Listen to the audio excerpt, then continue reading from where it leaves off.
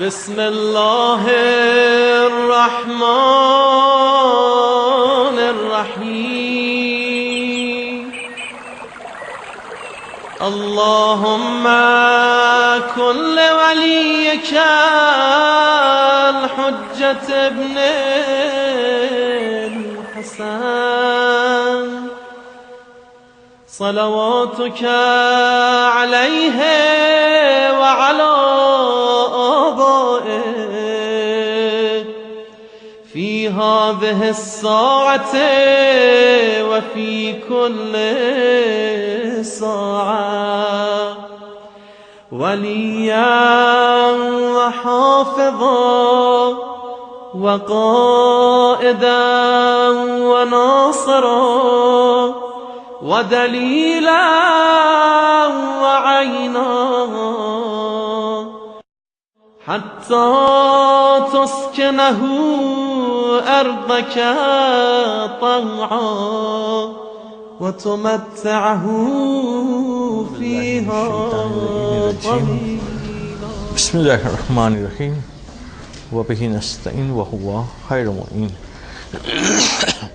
گفتگو تربیت اولاد کے حوالے سے چل رہی تھی اور یہ بیان کیا جا رہا تھا کہ اس سلسلے میں باپ کی کیا ذمہ داری ہیں، اور بات یہاں تک پہنچی تھی کہ جب بچہ ابھی بالغ نہ ہوا ہو مگر تمیز کی منزل پہ پہنچ جائے، اچھے اور برے کو سمجھنے لگے، اس وقت جو ہے والد کو کن باتوں کا لحاظ رکھنا ہے. تو اس میں سب سے پہلے جو بیان کیا گیا تھا اور گفتگو جہاں تک پہنچی تھی اس میں یہ تھا کہ جب اچھے کام کی اس کو ترغیب دی جائے اور وہ اچھا کام کر کے دکھائے، فعل حسن اس سے صادر ہو، تو پھر نہ فقط یہ کہ اس فعل حسن کو یا اس نے جو اچھا کام کیا اس کو نظر انداز کیا جائے، بلکہ اس کی تعریف کی جائے، اس کی مدح کی جائے، اس کو شاباش دیا جائے، اس کو انعام دیا جائے، اور لوگوں کے سامنے بھی اس کے اس کام کی تعریف کی جائے. اس سے یہ خوبی اس کے اندر پختہ ہوگی، یہ اچھا ہے اس میں پختہ ہوگی، اور شوق پیدا ہوگا دوبارہ کرنے کا. اور اگر وہ کوئی برائی اس سے سرزد ہو اور پہلی دفعہ برائی سرزد ہو تو اس کو نظر انداز کیا جائے،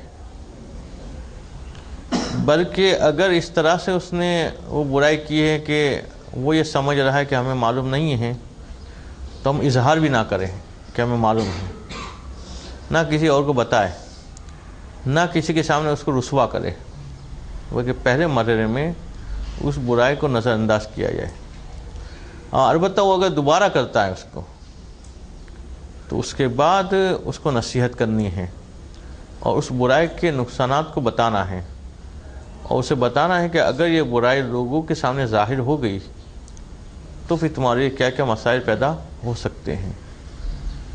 اس برائی کے حوالے سے جو کہانیاں ہیں، جو واقعات ہیں، جو باتیں ہیں، وہ اس کے سامنے اس طرح سے بیان کی جائے کہ اس کے ذہن میں یہ بات بیٹھ جائے کہ سارے کام تو کیا جا سکتا ہے، یہ کام نہیں کیا جا سکتا، کہ جس کبھی چیز کی طرف اس کو دل مائل ہو رہا تھا اس کام کے حوالے سے اس سے نفرت پیدا ہو جائے.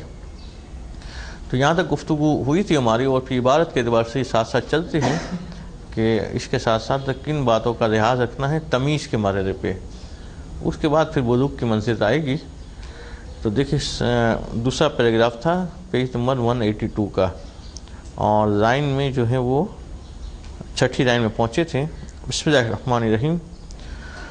فَإِنْ عَادَ ثَانِيًا إِلَى مِثْلِهِ، اگر یہ والا گناہ یا یہ والی غلطی، گناہ تو اس سے نہیں ہوگا کہ ابھی یہ بلوغ نہیں کی منزل پہ نہیں پہنچا ہے، بالغ ہونے کے بعد احکام شرعیہ جو ہے وہ لاگو ہوتے ہیں، ابھی یہ غلطی کر رہا ہے، جو برائی اس سے سرزد ہو رہی ہے، اگر یہ دوبارہ کرتا ہے تو فَيَنْبَغِي أَنْ يُعَاتَبَ عَلَيْهِ سِرًّا، تو مناسب یہ کہ اس کے اوپر عتاب کیا جائے، یعنی اس کے اوپر ناراض ہوا جائے، مگر سب کے سامنے نہیں، سرًا، الگ سے پوشیدہ طور پہ اس کو بلا کے ناراضگی کا اظہار کیا جائے کہ تم سے یہ جو کام سرزد ہوا یہ نامناسب ہے اور وہ یعظم الامر فیہ ہے، اور اس کے سامنے معاملے کو بہت بڑا کر کے پیش کیا جائے گا، یہ تو بہت بڑی خرابی تم میں۔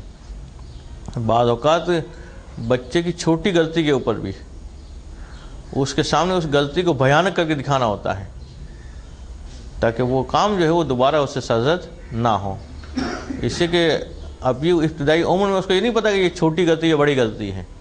اگر وہ سمجھ لے گا کہ یہ بہت بڑی غلطی ہے تو دوبارہ نہیں کرے گا وہ، مگر دیکھے گا کہ نظر انداز کر رہے ہیں تو پھر وہ چیز اس کی عادت بن جائے گی۔ وہ یقال له، اس کو کہا جائے ایاک ان یطلع علی فعلک ھذا احد فتبتزہ عند الناس، اس کو ڈرایا جائے اس بات سے کہ تم ڈرو اس بات سے کہ اگر یہ تمہارا کام لوگوں کے سامنے ظاہر ہو گیا تو تم تو رسوا ہو جاؤ گے لوگوں کے درمیان، لوگ تمہیں عزت نہیں دیں گے، لوگ تمہیں ذلیل کریں گے۔ یہ باتیں کہہ کے اسے اس بری عادت سے، چاہے وہ چوری کی ہو، چاہے غیبت کی ہو، چاہے جھوٹ کی ہو، چاہے جو بھی عام طور پر بچوں کو بچپن میں عادتیں پڑ جاتی ہے، چغل خوری کی ہے، ادھر کی باتیں ادھر کرنے کی ہیں، اس سے اس کو ڈرایا جائے۔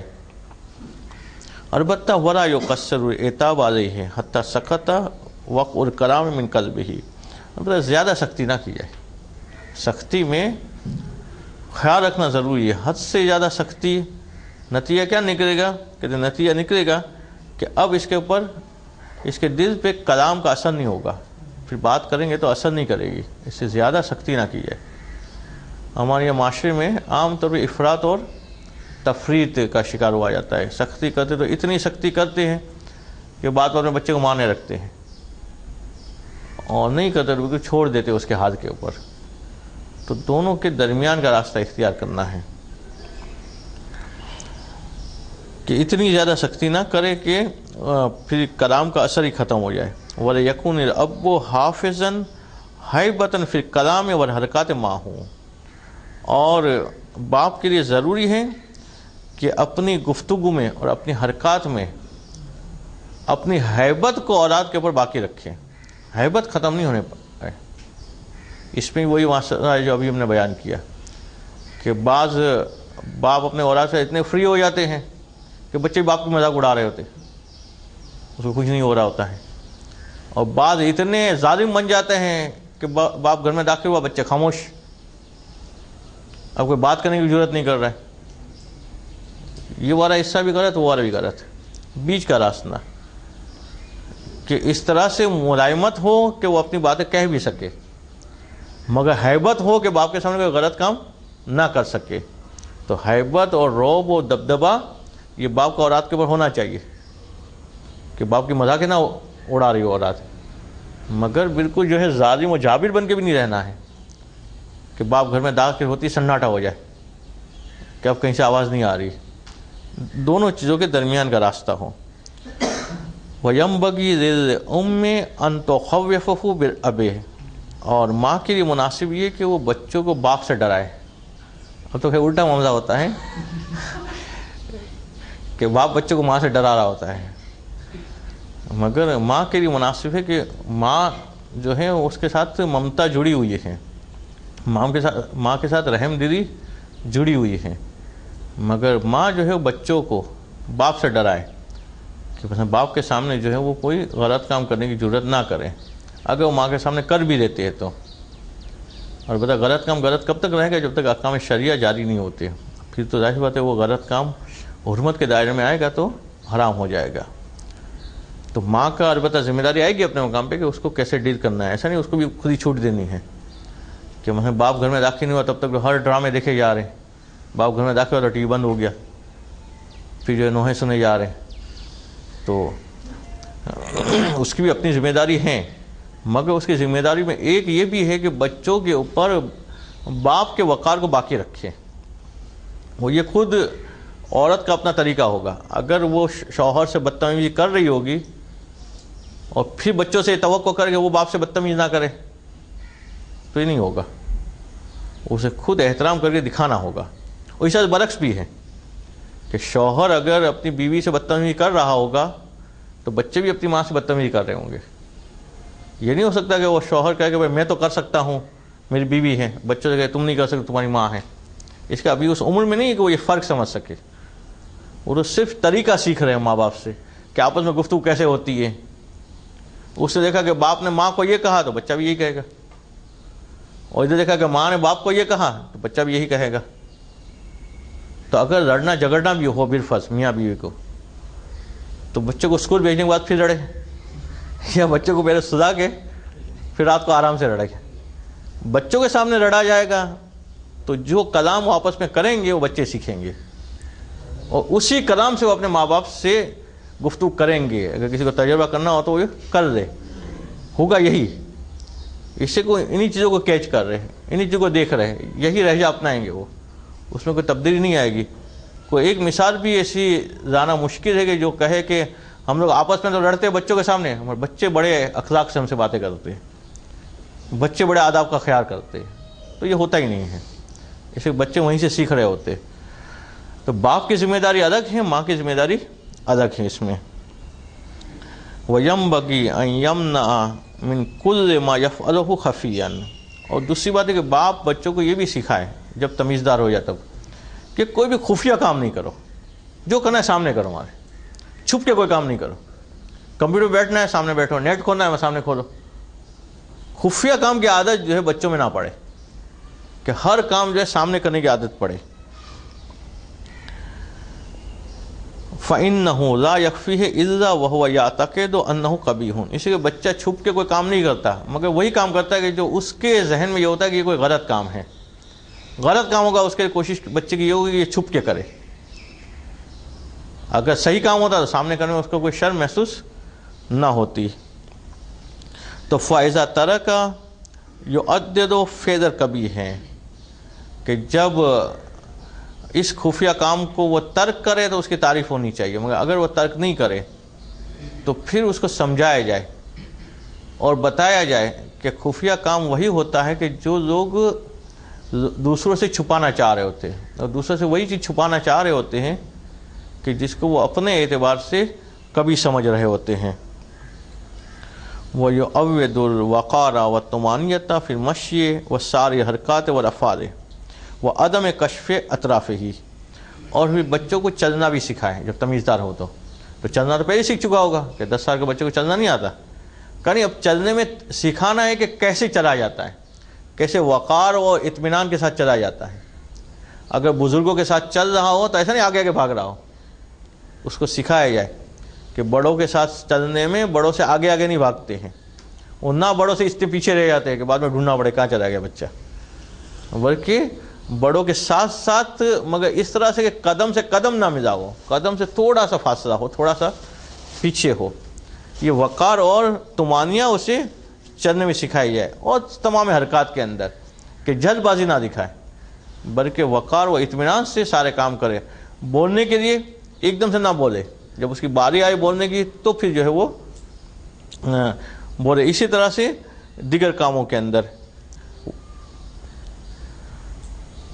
وَعَدَمُ كَشْفِ أَطْرَافِهِ وَالتَّوَاضُعُ وَالْإِكْرَامُ لِكُلِّ مَنْ عَاشَرَ. اور اس کو یہ بھی سکھایا جائے کہ ہر ملنے والے سے تواضع اور اکرام سے پیش آیا جائے, کہ جب کسی سے ملے تو ملنے میں 3 چیزیں عام طور پر علماء اخلاق کہتے ہیں کہ ملاقات وقت ضروری ہوتی ہیں اور اہم بھی ہوتی ہیں, کہ جس کی وجہ سے انسان اپنے بہت سارے کام معاشرتی اعتبار سے کروا لیتا ہے. کہ جب ملاقات ہو تو سب سے پہلی چیز کیا ہو, سلام ہو, یہ زبان سے ہوگی. دوسرا چہرے سے کیا ہوگا کہ ملتے وقت چہرے پہ جو ہے وہ خوشی کے آثار ہوں, مسکرا کے ملے. تیسری چیز ملانے کے اعتبار سے کیا ہوگا کہ مصافحہ کیا جائے. یہ 3 چیزیں اگر سامنے والے کے قلب میں کوئی قدورت ہے بھی تو ختم کر دے گی. کہ ملاقات کے وقت 3 چیزیں کی, سلام, چہرے پہ مسکراہٹ اور ہاتھ کا ملانا. وہ چاہے 2 ہاتھ ملائے یا 1 ہاتھ ملائے. اب تو یہ تخصیص ہو گئی کہ علماء سے لوگ 2 ہاتھ ملاتے اور عوام سے 1 ہاتھ ملاتے, مگر اس سے کوئی خاص فرق نہیں پڑتا. اصل یہ کہ ہاتھ کا ملانا یہ خوشی کی علامت مانی جاتی ہے کہ بھائی اس آدمی سے یہ خوش ہے. سلام یہ خوشی کی علامت مانی جاتی ہے. اور چہرے سے مسکرا کے ملنا, اگر چہرے پہ مثلا مسکراہٹ نہیں ہوگی تو سامنے والا ممکن سمجھے کہ یہ ملنے پہ راضی نہیں ہے یا نہ چاہتے ہوئے مل رہا ہے. تو یہ تینوں چیزوں کو آداب کے اعتبار سے بچے کو سکھائے کہ ملاقات کس انداز سے کرنی ہوتی ہے، اور البتہ سکھانے میں بعض چیزیں خود پریکٹیکل کرنی ہوتی ہے. اسے آپ نے دیکھا ہوگا کہ جن کے بزرگ ایک دوسرے سے آداب سے ملتے ہیں، ان کے بچے بھی ایک دوسرے سے آداب اور احترام سے مل رہے ہوتے ہیں. وَالتَّلَطُّفِ مَعَهُ فِي الْكَلَامِ، اور یہ تین چیزیں تو ہوگی اس اعتبار سے. پھر کلام کے اندر نرمی، کہ گفتگو کے اندر نرمی سکھائے کہ جب وہ کسی سے کلام کرے تو ایسا نہ کہ اس کی آواز بلند بلند ہو یا سامنے والے کی آواز کو دبانے کی کوشش کر رہا ہو، بلکہ کلام کو نرمی کے ساتھ کرے. اچھا، نرمی میں بھی دو چیزوں کا لحاظ رکھنا ہوتا ہے. ایک جو ہے وہ الفاظ نرم والے ہوں، ملائم ہوں، وہ ایک اس کا انداز ملائم ہو. بعض اوقات جو ہے وہ انداز ملائم نہیں ہوتا تو الفاظ اگر میٹھے بھی ہوتے تو سامنے والے کو کڑوے رکھتے ہیں کہ ہم اس کو بھائی کہہ رہے ہیں، مگر اس انداز سے بھائی کہہ رہے ہیں کہ وہ سمجھے کہ مجھے دشمن کہہ رہے ہو. تو انداز میں بھی ملائمت ضروری ہے، اور وہ الفاظ جو استعمال کیا جائے اس کے اندر بھی ملائمت ضروری ہے. تو بچے کو آداب میں یہ بھی سکھایا جائے جب دوسرے سے کلام کیا جائے تو اس کے اندر کون سے الفاظ استعمال کرنا مناسب ہیں. کہ مثلا جو ہے وہ اگر کسی آدمی سے ملنا ہے جو عمر سے اس سے بڑا ہے تو مثلا اس کو انکل کہہ کے پکارنا ہے مثلا، یا خاتون سے ملنا ہے تو کیا کہنا ہے. وہ تو خاتون سے ملنے کے آداب سکھانے کی ضرورت نہیں ہے، مگر بالفرض اگر محرم رشتہ داروں سے ملاقات کرنی ہے تو کس انداز سے گفتگو کرنی ہے. یہ سارے آداب میں الفاظ پہ ملائمت ہو اور انداز میں بھی ملائمت ہو، کہ لفظ بھی جو ہے وہ نرم ہو، اس کا انداز بھی نرم ہو. وَيُعَلِّمُ التَّأَثَّرَ وَالِدَيْهِ وَمُعَلِّمِهِ وَمُؤَدِّبِهِ وَكُلِّ مَنْ هُوَ أَكْبَرُ سِنًّا مِنْهُ مِنْ قَرِيبٍ أَوْ بَعِيدٍ. اور اس کو یہ سکھایا جائے کہ والدین کی باتیں مانتے ہیں، معلم کی بات مانتے ہیں، مؤدب کی بات مانتے ہیں جو اسے ادب سکھا رہا ہے، اور ہر اس آدمی کی بات مانتے ہیں کہ جو عمر میں اس سے بڑا ہو، چاہے چھوٹا ہو یا چاہے قریب والا ہو چاہے دور والا ہو، مگر جو عمر میں بڑا ہے اس کی باتوں کو مانتے ہیں. یہ والا جذبہ جو ہے اس کے اندر بیدار کرے. جب آگے عمر میں بڑھے گا تو پھر اسے یہ معلوم ہو جائے گا کون سی باتیں ماننی کون سی نہیں ماننی ہیں، مگر پہلے جو ہے وہ اطاعت کی کیفیت اس کے اندر پیدا ہو.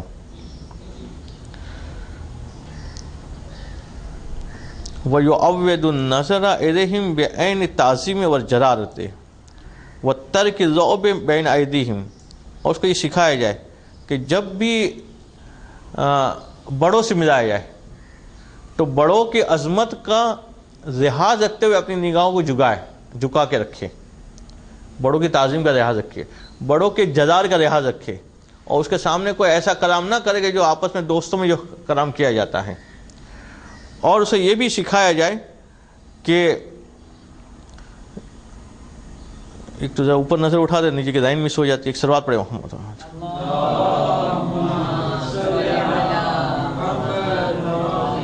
چونکہ پیراگراف لمبا ہے اور اس میں جو ہے لائنیں زیادہ ہیں، تو اس کو یہ سکھایا جائے کہ بڑوں سے کہ جلالت کا لحاظ رکھنا ہے، اس کی بزرگی کا لحاظ رکھنا ہے، اور اس کے سامنے وہ والے کام نہیں کرنے ہیں، وہ والے لعاب نہیں کرنے ہیں کہ جو آپس میں ایک دوسرے کے سامنے بچے کرتے ہیں.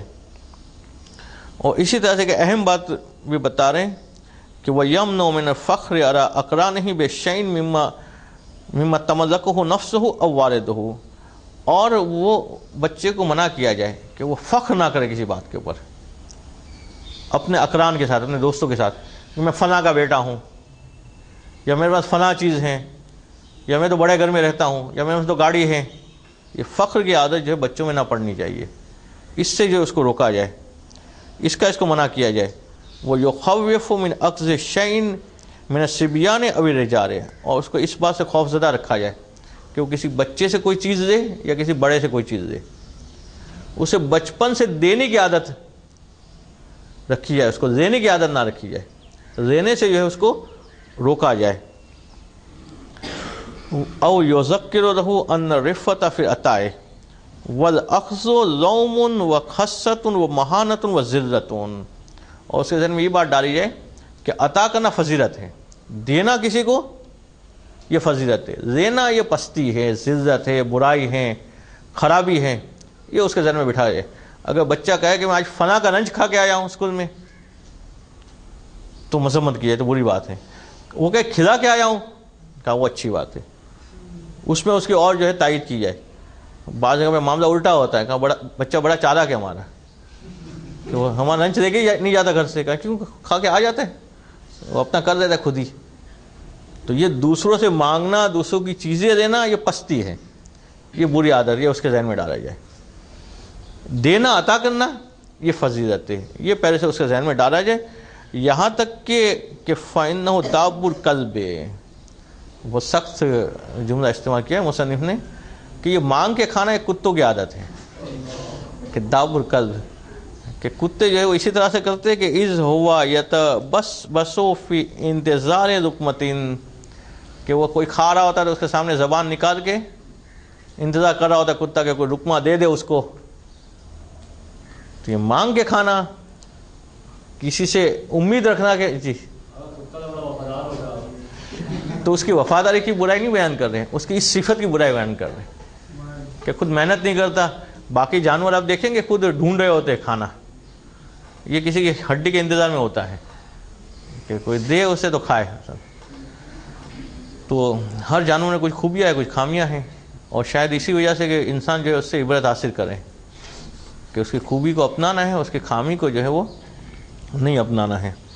تو یہ عادت رکھنا کہ مثلا فلاں کھلا دے گا مجھے یا فلاں دے دے گا, اس کو جو ہے پستی مانا گیا ہے. اور اگر بچپن سے عادت پڑ گئی تو پھر انسان کی عادت پڑ جاتی ہے مانگ کے کھانے کی. تو یہ عادت پڑے کہ کھلائے انسان, یہ جذبہ ہو. بعض اور بیچارہ کسی کی پوزیشن آ جائے تو وہ پھنس جاتا ہے, سب کہتے ہم کو کھلاؤ اس کی خوشی میں, بلکہ باقی کو خوشی میں کھلانا چاہیے. پوزیشن آئی اس کے, تو بیچارہ جو پوزیشن آیا اس کا جو انعام ملا ہو تو کھلانے میں چلا جاتا ہے. تو مانگ کے کھانے کے بجائے خود کھلانا یہ فضیلت ہے. وَيُقْبَحُ عِنْدَهُ حُبُّ الذَّهَبِ وَالْفِضَّةِ وَيُحْذَرُ مِنْهُمَا أَكْثَرُ مِمَّا يَحْذَرُ مِنَ الْحَيَّاةِ وَالْأَقَارِبِ. اور پھر ایک اہم بات کی تو متوجہ کرتے کہ دنیا کی نفرت اس کے دل میں پیدا کی جائے, دنیا کی کف اس کے دل میں پیدا کی جائے, اور اس کو بتایا جائے کہ یہ درہم و دینار جو ہیں, یہ ذهب و فضہ جو ہے سونا چاندی, یا یہ آج کے اعتبار سے سکے و نوٹے جو ہیں, یہ سانپ سے بھی زیادہ خطرناک شے ہیں. سانپوں سے بھی زیادہ خطرناک چیزیں, اقارب یعنی بچھوؤں سے بھی زیادہ خطرناک چیزیں ہیں. کہ اس آفت و حبہما اکثر من آفت السموم میں, اس لیے کہ یہ دنیا کی جو محبت ہے, یہ پیسے اور روپے کی جو محبت ہے, اس کی آفت جو ہے وہ زہر سے زیادہ نقصان دہ ہے. کہ زہر کیا کرتا ہے, انسان کو خود کو ہی ہلاک کرتا ہے اگر انسان زہر کھا لیتا ہے. تو اگر یہ محبت پیدا ہو جائے تو کیا ہوتا ہے کہ انسان خود بھی ہلاک ہوتا ہے, دوسرے کو بھی ہلاک کرتا ہے. جو دنیا کی محبت میں, جو پیسوں کی ہوس میں نکل پڑتے ہیں, چاہے وہ ڈاکے ڈالے, چاہے چوری کرے, خود بھی ہلاک ہوتے ہیں اور دوسروں کو بھی ہلاک کر رہے ہوتے ہیں. کہ وَقَدْ هَلَكَ لِأَجَلِهِ كُلُّ مَنْ هَلَكَ مِنَ عَالَمِهِ, کہ قانون کلی دے رہے, اور یہ آپ دنیا میں ہر جگہ پہ اس کی تطبیق کر سکتے ہیں. کہ کائنات میں جتنے بھی لوگ ہلاک ہوئے, دنیا میں جتنے بھی لوگ ہلاک ہوئے, اسی وجہ سے ہلاک ہوئے. کہ اصل وجہ یہی تھی کہ جب اس کے اندر دنیا کی محبت پیدا ہوئی, دنیا کی ہوس پیدا ہوئی, دولت کی خواہشیں پیدا ہوئی, تو انہوں نے غلط کام کیے, اس کے قتل و غارت گری بھی کی, اس کے لیے خون بھی بہایا, اس کے لیے لوگوں کی عزت ہی پارا پارا کی, اسی کی خاطر جو ہے لوگوں کو برباد بھی کیا. حتیٰ کہ وہ واقعات بھی آپ کو ملتے رہتے کہ اگر ملتا ہے کبھی کہ باپ نے بیٹے کا قتل کیا, یا بیٹے نے باپ کا قتل کیا, بھائی نے بھائی کا قتل کیا, تو اسی مال کی وجہ سے, کہ جو محبت بچپن سے دل میں بیٹھ گئی ہوتی مال کی محبت. تو کہتے برعکس کرنا ہے کہ بچے کے دل میں مال اور دولت کی نفرت پیدا کرنی ہے, کہ اس کو جو ہے وہ زندگی کا مقصد اور ہدف نہ بنائیں. وَيُعَوِّدُ أَنْ لَا يَفْسُقَ فِي مَجْلِسِهِ وَلَا يَتَمَخَّطُ وَلَا يَتَمَتَّتُ وَلَا يَتَسَعَّبُ بِحَضْرَةِ غَيْرِهِ, اور محفل میں بیٹھنے کے آداب سکھانے اسے, کہ کہیں اگر بیٹھا ہو تو کس طرح سے بیٹھے, کہ وہ پاؤں کو پھیلا کے نہ بیٹھے, اس طرح سے پاؤں کو جو ہے وہ ٹیڑھا کر کے نہ بیٹھے. ایک ہوتا ہے پاؤں کو پھیلا کے بیٹھنا, ایک ہوتا ہے پاؤں کو یوں کر کے بیٹھنا. اور اسی طرح سے دوسرے کے سامنے اپنے ماں باپ سے جستجو نہ کرے. مثلا گھر میں کوئی مہمان آیا ہے, अभी वो बैठा हुआ है, पूछा कौन है ये, या वो मेहमान को ये चीज़ लेके आया है तो कान में आके पूछा कि क्या है इसके अंदर। वो भी इसको आदाब सिखाया जाए कि जब मजमे में बैठे हुए हों तो जुस्तुजू अभी नहीं करनी है, जुस्तु करनी है तो बाद में करें, मेहमान चला जाए तब। ये वाले उसको आदाब सिखाने हैं। वला यस्तदबिरु गैरहू, और किसी के सामने पुष्ट करके ना बैठे, ये सिखाना है उसको कि मतलब दर्स हो रहा है कोई, मतलब उल्टे मुंह बैठे तो ये, या किसी के साथ कलाम हो रहा है और उसके सामने मतलब कोई उल्टे मुंह बैठे तो ये जो है नहीं करना, ये सिखाना है उसको। वला यज़अ रिजज़न अला रिजज़िन, और पाँव जो है वो पाँव के ऊपर ना रखे बैठते वक्त। और बताइए जाहिर बात है नीचे बैठने में और कुर्सी पे बैठने में फ़र्क हो जाएगा, उसी एतबार से इसको देखना है।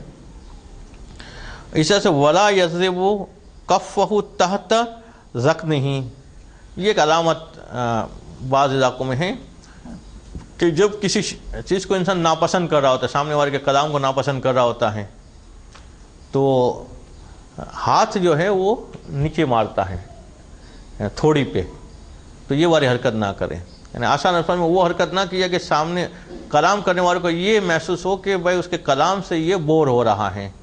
जैसे अपने यहाँ सर खुजाने रखना कि ये अलामत मानी जाती है सामने वाले की बात से अब जो है वो थक गया है ये सुनते सुनते, या किसी के आने को नापसंद करे, या मसलन जो है वो जमाई रहने लगे, ये भी जो है अलामत मानी जाती है। आमतौर पर उस वक्त कहा जाता है कि ये जमाई वगैरह आती है कि जब इंसान सुस्ती महसूस करता है, और सुस्ती उस वक्त महसूस करता है कि जब उस चीज़ की तरफ उसको दिलचस्पी नहीं होती।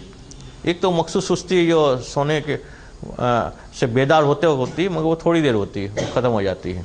उसके बाद अगर मुसलसल दिन में जारी रहती है, इसका मतलब है कि जिस चीज़ की तरफ हम जिस काम में मसरूफ़ है उसकी तरफ कमाकू मुतवज्जे नहीं है, इस वजह से सुस्ती तारी होती है।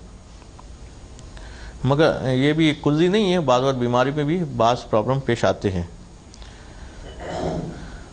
कि अन्नहु दलील कसर, इससे कि ये वाली चीज़ जो बाज़ इलाक़ों के एतबार से, जैसे हमने कहा कि थोड़ी के नीचे हाथ मारना ये सुस्ती की अलामत है। सुस्ती की अलामत तो मजमे में ज़ाहिर ना किए जाए कि सुस्ती पैदा हो रही है। वह यअल्लिमु कैफियत जुलूस व हरकत व सुकून है, और उसको सिखाया जाए कि किसी मकाम पे बैठते हैं तो किस अंदाज से बैठते हैं, अगर हरकत करते हैं चलते फिरते हैं तो कैसे थे, सुकूत इख्तियार करते तो कैसे करते हैं, सुकून और हरकत और जुलूस यानी बैठना, ये सारी चीज़ें उसको सिखाई जाए। वह युमनउ मिन अन्नौम फिन नहार, ये भी जो है बाज़ इलाक़ों के एतबार से और टाइम टेबल के एतबार से इसको फॉलो करना होगा कि आम तौर पे जो है शुरू में बच्चों के लिए जब वो 10-12 साल की उम्र में पहुंच जाए तो कहा गया कि उसको दीन की नींद से बचाया जाए, मगर उसका टाइम टेबल ऐसा बन गया कि जिसकी वजह से दीन को थोड़ा सुधारना ज़रूरी है, वरना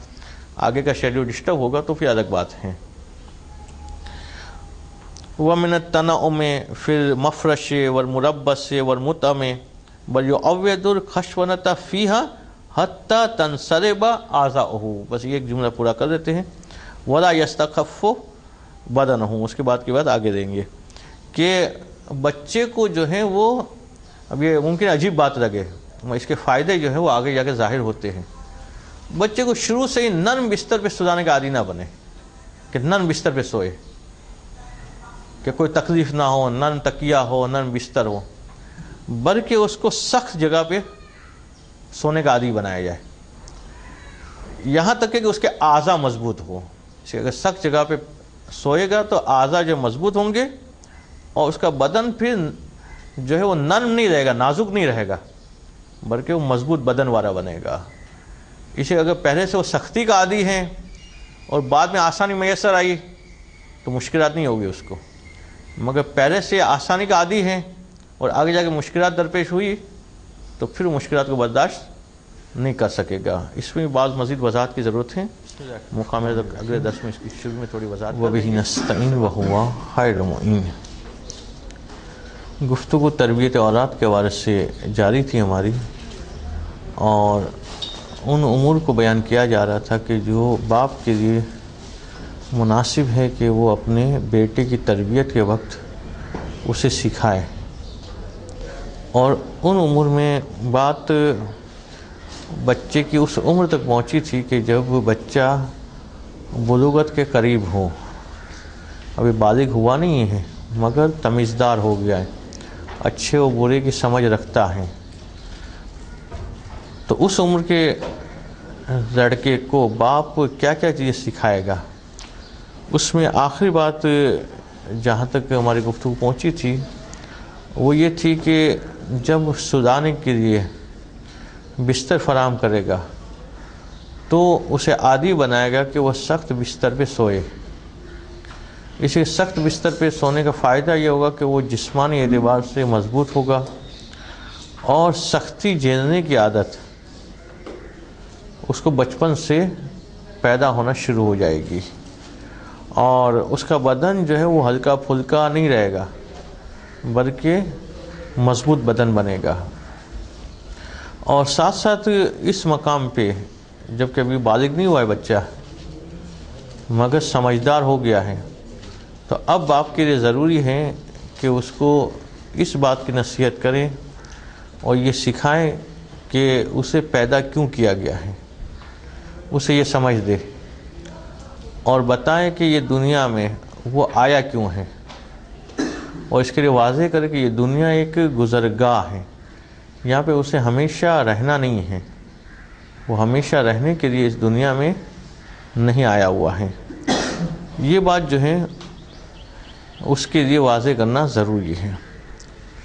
اس کے بعد مصنف اس بات کو بھی واضح کر رہے ہیں کہ اگر تربیت اولاد میں خلل رہ جائے تو اس کے کیا کیا نقصانات ہوتے ہیں، اور بعد میں وہ اولاد جب بڑی ہوتی ہے تو والدین کے لیے کس طرح سے مصیبت کا سبب بنتی ہے۔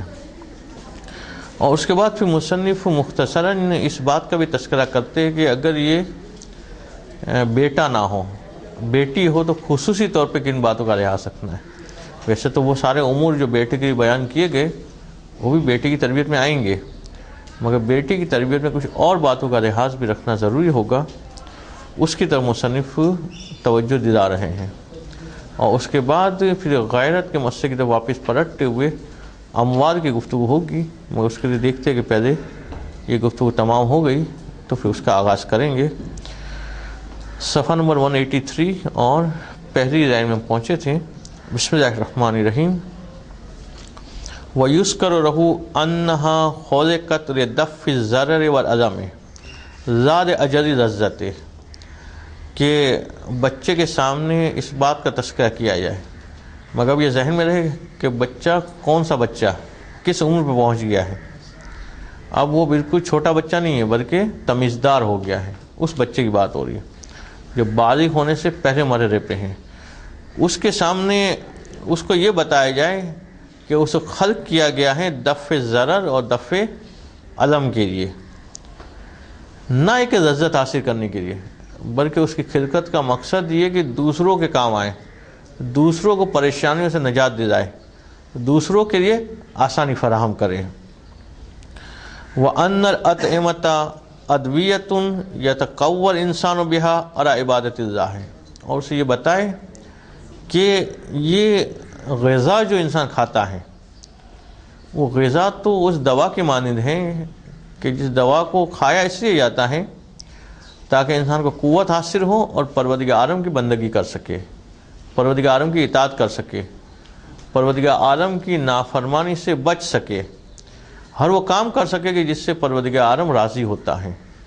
تو بچہ جب وہ کھانے کا لقمہ منہ میں رکھے تب اس کے ذہن میں یہ والی بات ہو کہ یہ غذا کھا اس سے رہا ہوں تاکہ اس سے قوت حاصل ہو اور اس سے میں پروردگار عالم کی اطاعت کروں، اس میں پروردگار عالم کی بندگی کروں، اس قوت کے ذریعے سے پروردگار عالم کی نافرمانی سے میں بچ سکوں۔ وَإِنَّ الدُّنْيَا كُلَّهَا لَا أَصْلَ لَهَا وَلَا بَقَاءَ لَهَا، اور بچے کے لیے اس عمر میں جب وہ تمیزدار ہو گیا ہے تو یہ بالکل واضح اور آشکار کر دیا جائے کہ یہ دنیا اس کی کوئی اصل نہیں ہے اور نہ اس کی کوئی بقا ہے، بلکہ اسے یہ بتا دیا جائے کہ یہ دنیا فقط گزرگاہ ہے، یہاں سے انسان جو ہے وہ کچھ عرصے کے لیے رکا ہے اپنے سفر کے درمیان، وہ آیا کہیں اور سے ہے اور جانا کہیں اور ہے. تو جہاں پہ تھوڑی دیر کے لیے انسان رکتا ہے وہاں پہ وہ ہمیشہ کا بندوبست نہیں کرتا ہے، بلکہ وقتی طور پہ جن چیزوں کی ضرورت ہوتی ہے اسی کا وہ بندوبست کرتا ہے. وَإِنَّ الْمَوْتَ يَقْطَعُ نَعِيمَهَا، اور اسے اسی وقت سکھایا جائے کہ موت جو ہے وہ اس دنیا کی نعمتوں کو منقطع کر دے گی. بعض اوقات تو لوگ جو ہیں بچوں کو قبرستان لے جاتے ہوئے ڈرتے ہیں کہ نہیں بچوں کو کیسے لے جائے، بلکہ بچوں کو ہی لے جانا ہوتا ہے. بڑے ہونے کے بعد وہ اثر نہیں ہوتا جو بچپن میں ہوتا ہے، اور سکھایا جائے کہ یہ وہ مقام ہے کہ یہاں پہ وہ آنا ہے.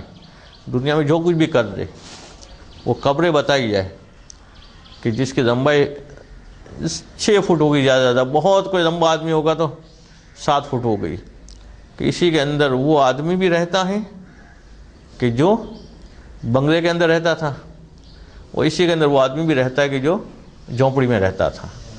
دنیا میں جو بھی مقام تھا وہ آنا اس کو اسی جگہ پہ ہے.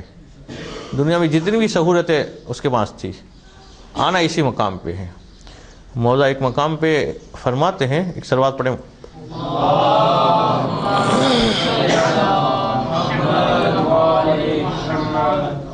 کہ جس کا خلاصہ یوں ہے مفہوم کے اعتبار سے کہ مولا فرماتے ہیں کہ کہاں گئے وہ شہزادے کہ جن کے گال پہ ذرا سی مٹی لگ جاتی تھی تو غلام اور کنیزیں آ کے صاف کر دیتے تھے کہ مٹی لگ گئی ہے. مولا فرماتے ہیں کہاں ہے وہ بادشاہ کہ جب وہ گزرتے تھے تو اگر ان کی نگاہ کسی غریب پہ پڑ جاتی تھی تو بیچارہ کانپ اٹھتا تھا کہ پتہ نہیں اب میرے کیا حکم ہوگا. پھر مولا فرماتے ہیں کہ میں دیکھ رہا ہوں کہ وہ کہاں پہ ہے، کہ آج وہ قبر میں اس عالم میں سوئے ہوئے ہیں کہ اس کی ایک آنکھ کو تو کیڑے کھا چکے ہیں اور اب دوسری آنکھ کی طرف آگے بڑھ رہے ہیں، مگر اب اس میں یہ قوت نہیں کہ اس کیڑے کو روک سکے کہ دوسری آنکھ کی طرف جا رہے ہیں. کہ دنیا میں انسان جو کچھ بھی کر لے واپس جانا اسی مقام پہ. تو یہ بہترین عمر ہے کہ بچے کے ذہن میں دنیا کی محبت کو نکال دیا جائے، اسے یہ پتہ چل جائے کہ دنیا میں آئے کیوں ہیں اور واپس جانا ہے کہاں ہے. کہ یہ واضح ہو جائے کہ وَإِنَّ الْمَوْتَ، یہ موت جو ہے وہ دنیا کی نعمتوں کو ختم کر دینے والا ہے. وَأَنَّهَا دَارُ مَمَرٍ لَا دَارُ مَقَرٍ، اور یہ واضح ہو جائے کہ یہ دنیا جو ہے وہ گزرگاہ ہے، قیام گاہ نہیں ہے، یہ ہمیشہ رہنا نہیں ہے. جیسے ایک انسان اگر سفر کر رہا ہو ٹرین کے اندر یا بس کے اندر، تھوڑی دیر کے لیے وہ ٹرین یا بس کسی جگہ پہ رکتی ہے اور وہاں وہ اترتا ہے، تو اترتے وقت اس کا کام کیا ہوتا ہے؟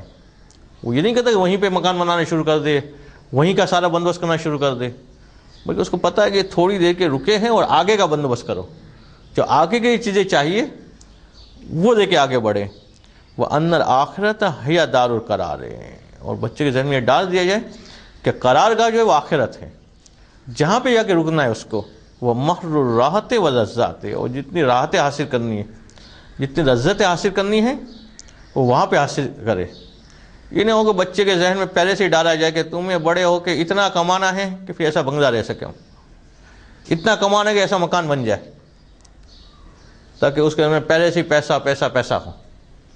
بلکہ اس کے ذہن میں یہ ڈالا جائے کہ حقیقی راحت اور حقیقی لذت جو ہے وہ آخرت میں ملنے والی ہے.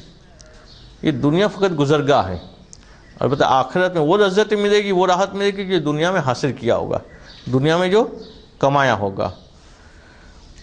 اور بچے کو بتایا جائے کہ وَالْكَيْسُ الْآخِرُ مَنْ تَزَوَّدَ مِنَ الدُّنْيَا لِلْآخِرَةِ، کہ بچے کو بتایا کہ ذہین اور عقلمند آدمی وہ ہے کہ جو دنیا سے زاد کو جمع کرے آخرت کے لیے، دنیا سے سامان کو جمع کرے آخرت کے لیے.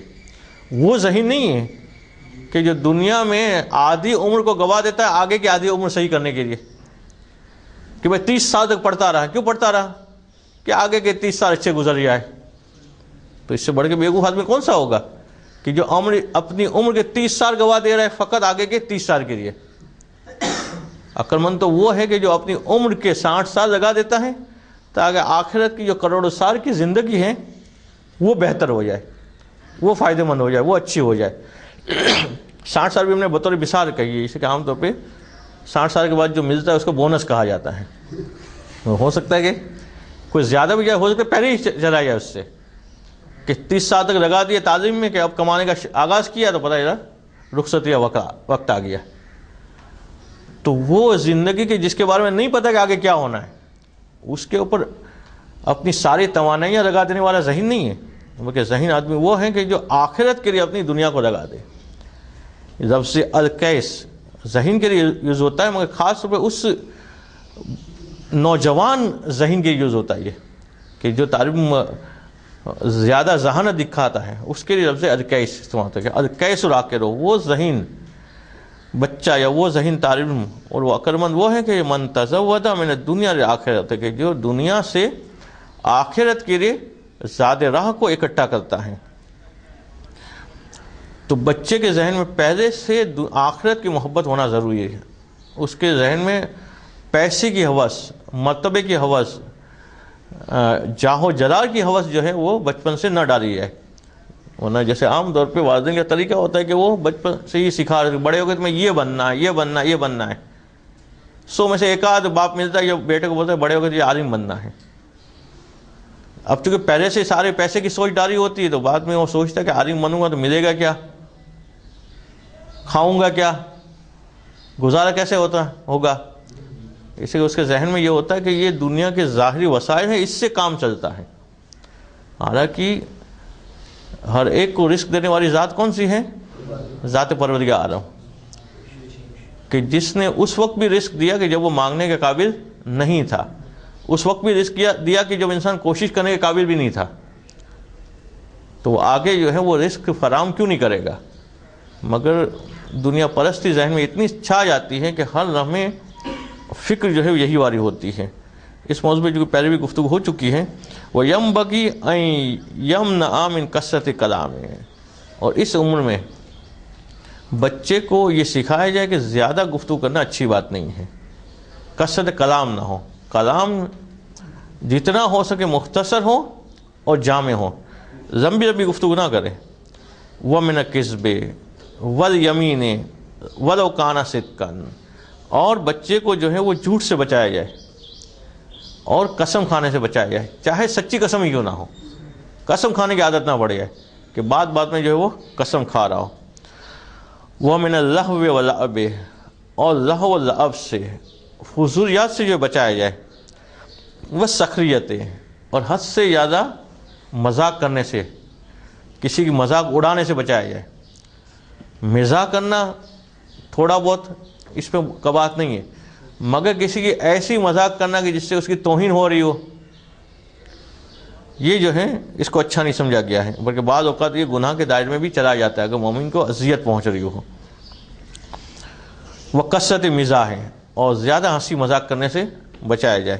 اسے عام طور پہ جو آدمی زیادہ ہنسی مذاق کرتا ہو اس کی بات کو لوگ سنجیدگی سے نہیں دیتے ہیں، اس کی بات کو اہمیت نہیں دیتے ہیں، بلکہ سمجھ رہے ہو کوئی وہ سیریس بات کر رہا ہو تو بھی سمجھ رہے ہو کہ شاید اس میں بھی کوئی مذاق کا پہلو ہوگا، شاید اس میں بھی کوئی مثلا جو ہے وہ مسخرہ کر رہا ہوگا. تو مسخرہ پن کی عادت نہ پڑ جائے.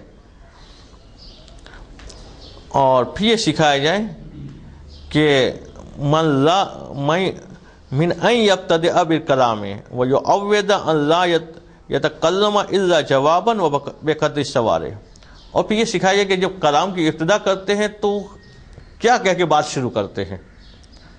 اسی کے بعد اوقات انسان کو کلام کا آغاز کرنا بھی نہیں آتا ہے کہ شروع کہاں سے کرے، دوسرے وہاں جا کے پریشان کہاں سے شروع کرے. اپنا مطلب بتانا یہ بھی مشکل ہوتا ہے. یہ پرابلم جو بولنے بھی ہوتا ہے، بعض کو لکھنے بھی ہوتا ہے کہ پورا صفحہ لکھ دیتے ہیں مگر ڈھونڈنا مشکل ہوتا ہے کہنا کیا چاہ رہے ہیں اس کے اندر. یا جو 20 منٹ آپ سے گفتگو کرتے رہیں گے اس کا سوال ہی سمجھ میں نہیں آتا کہ پوچھنا کیا چاہ رہے ہو.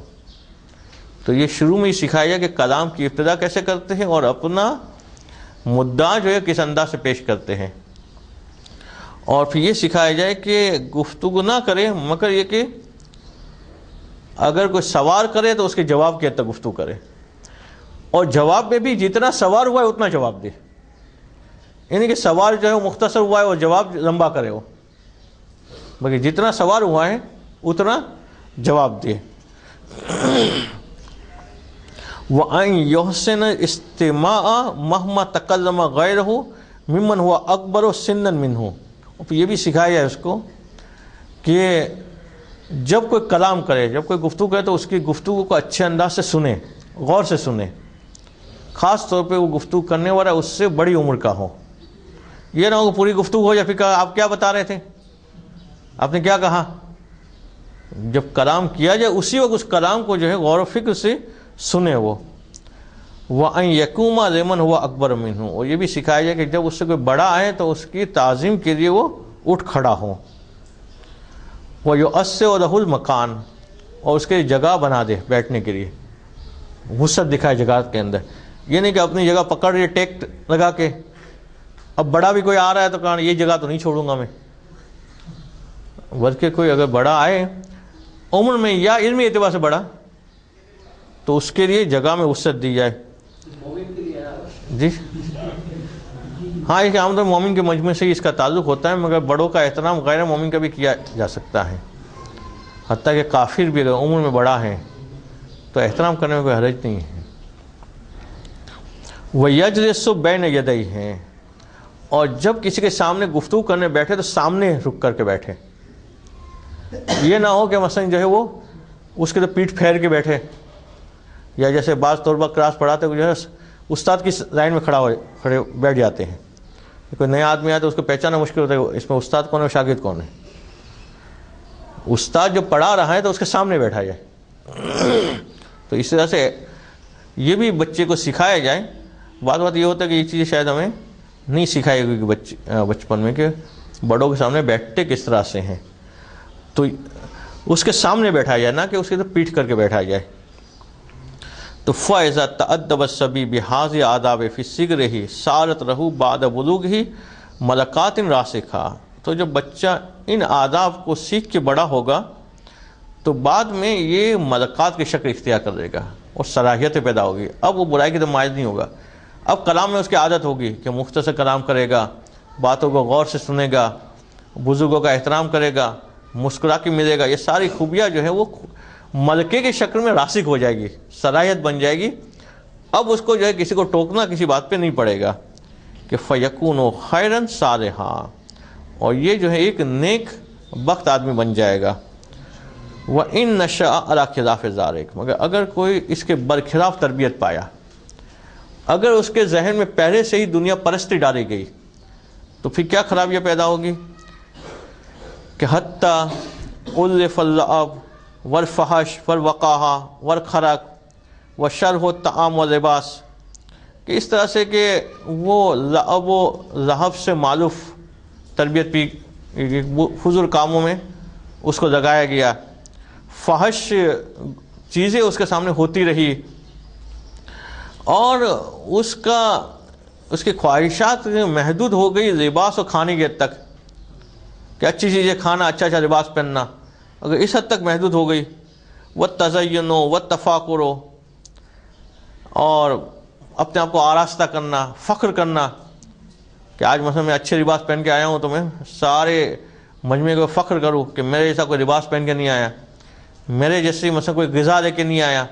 اگر یہ پہلے سے عادت پڑ گئی تو نتیجہ کیا ہوگا کہ وَهُوَ خَبِيثُ النَّفْسِ کثیف الجوہر، یہ جو ہے وہ نفس کے اعتبار سے خبیث ہو جائے گا اور جوہر کے اعتبار سے کثیف ہو جائے گا. کثیف ہے میرا، جس کو میر جڑا ہوا ہو.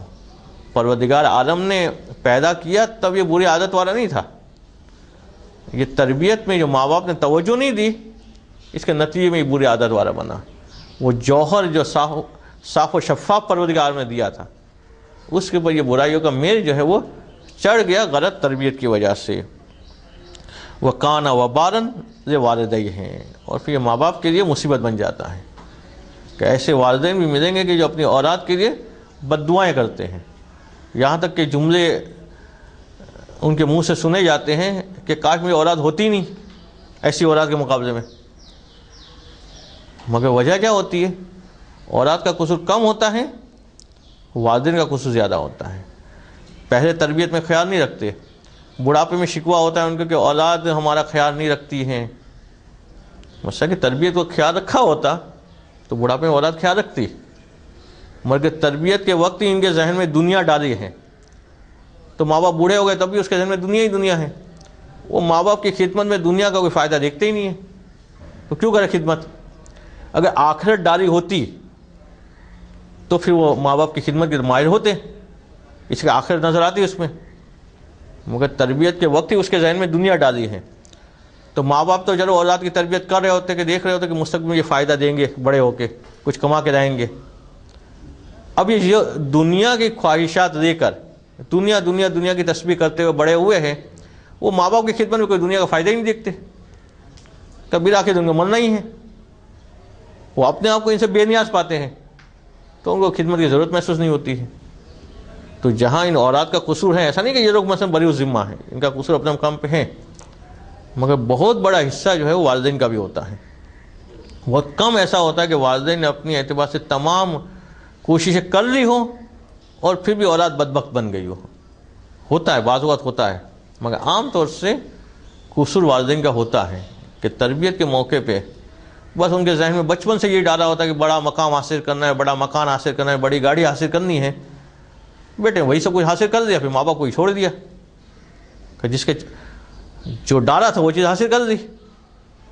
اگر ماں باپ نے پہلے سے دین کا جذبہ پیدا کیا ہوتا، خدا کی رضا ذہن میں ڈالی ہوتی، تو ہر وقت اس کے ذہن میں یہ بھی ہوتا، تو ماں باپ کی اس انداز سے خدمت بھی کرتے۔ پھر نتیجہ یہ ہوتا ہے کہ وہ کانا وبارن لوالدیہ، ماں باپ کے لیے وبار بن جاتے ہیں۔ وصدر منہ ما یوجب الفضیحۃ والآراء، اور پھر ان سے وہ چیزیں صادر ہوتی ہیں کہ جو ان کی رسوائی کا سبب بنتی ہے اور ان کے عار کا سبب بنتی ہے۔ پھر ایسے والدین کیا کرتے ہیں، بچے کو لے کے آتے ہیں مدرسے کے اور سمجھتے کہ مدرسے والے اس کے پاس کوئی جادو ہے کہ سدھار دیں گے، کہ پھر مدرسہ یاد آتا ہے، جبکہ سب سے پہلا مدرسہ تو گھر ہے کہ جہاں ماں باپ کو تربیت کرنی ہے۔ وہاں وہ اپنی کوتاہیوں کے بعد جو بچہ ہاتھ سے نکل جاتا ہے، دیکھتا ہے کہ وہ ایسے ایسے کام کرتا ہے کہ جس کی وجہ سے ماں باپ کی رسوائی بھی ہو رہی ہے، خاندان کی رسوائی بھی ہو رہی ہے، خاندان والے برا بھلا کہہ رہے ہیں، تو اب مدرسہ یاد آتا ہے اور پھر سمجھتے ہیں مدرسہ جو ہے اس کو سدھار دے گا۔ تو فیجب علی کل والد ان لا یتسامح فی تادیب ولدہ فی حالت السباء، تو واجب ہے والد کے اوپر کہ وہ کوتاہی نہ کرے اپنے اولاد کی تربیت کے حوالے سے اس وقت کہ جب وہ بچپنے کی عادت میں ہو۔ اب پتہ ہے کہ مدرسہ تو اتوار کو ہوتا ہے، اب اتوار کی نیند کون خراب کرے؟ اگر صبح 9 بجے مدرسہ ہے تو صحیفت 8 بجے اٹھنا پڑے گا۔ اب ایک دن تو خواہش ہوتی ہے سونے کی، مگر اگر اس وقت قربانی دی تو آگے جا کے فائدہ ہوگا۔ اس وقت اگر اپنی نیند کو عزیز سمجھا تو آگے جا کے وہ ساری مصیبتیں آنی ہیں۔ تو اس وقت قربانی دی ہوگی ماں باپ نے، اس وقت سستی نہیں کی ہوگی تو آگے جا کے فائدہ اٹھائے گا وہ۔ اور اب جو ہے ایک اہم نکتے کی طرف مصنف متوجہ کر رہے ہیں کہ ساتھ ساتھ وہ یہ سمجھے کہ یہ بچہ جو اس کو ملا ہے یہ اس کا اپنا نہیں ہے، پروردگار کی ایک امانت ہے اس کے پاس، اور امین کا کام کیا ہوتا ہے کہ کم از کم وہ چیز جیسی ملی ہے اس کو واپس کرے۔ اگر اس کو بہتر بنا کے نہیں دے سکتا ہے، اس کو اچھی بنا کے نہیں دے سکتا ہے، تو کم از کم وہ جیسی ملی ہے ویسی واپس کرے۔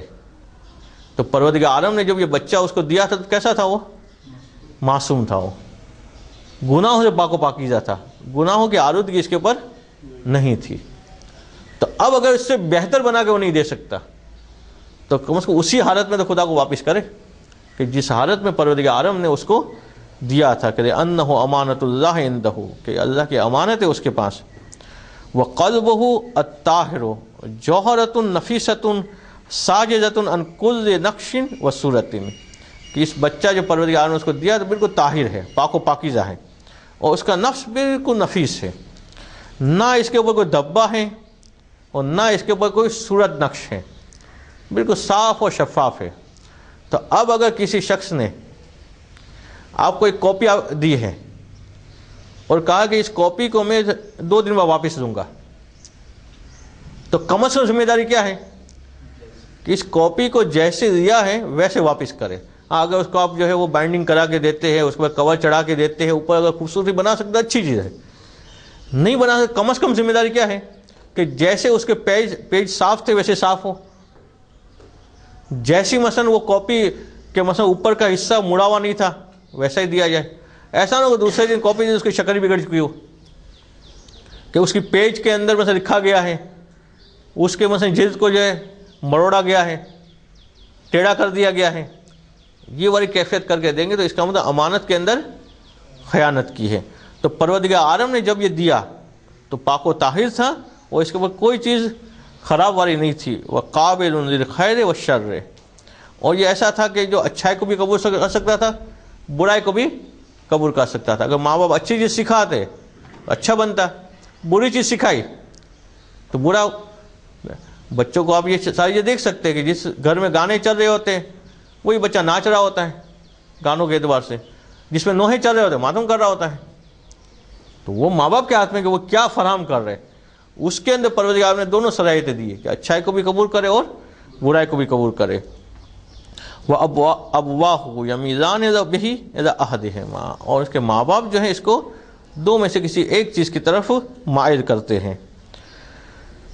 تو فَإِنْ أَوَّدَ الْخَيْرَ نَشَأَ عَلَيْهِ، تو اگر ماں باپ اس کو اچھائی کی طرف مائل کریں گے تو وہ اچھا بن جائے گا۔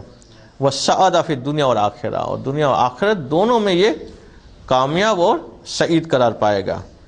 وَشَارَكَهُ فِي ثَوَابِهِ أَبْوَاهُ، ایسا نہیں کہ صرف بچے کو ہی فائدہ ہوگا، اب یہ بچے کی اگر صحیح تربیت کی ہے اور آگے جتنے نیک کام کرے گا وہ اس کے ثواب میں اس کے ماں باپ بھی شریک ہوتے جائیں گے، بلکہ نہ فقط اس کے ثواب میں، اگر ایک نیک بچے کی تربیت کر دی اور وہ نیک بنا اور اس نے آگے جا کے ایک نسل نیک بنائی، اس نے اپنی اولاد کی صحیح تربیت کی، اس نے اپنی اولاد کی صحیح تربیت کی، تو آگے کا سارا ثواب بھی جو ہے اس کے والدین کو ملتا رہے گا۔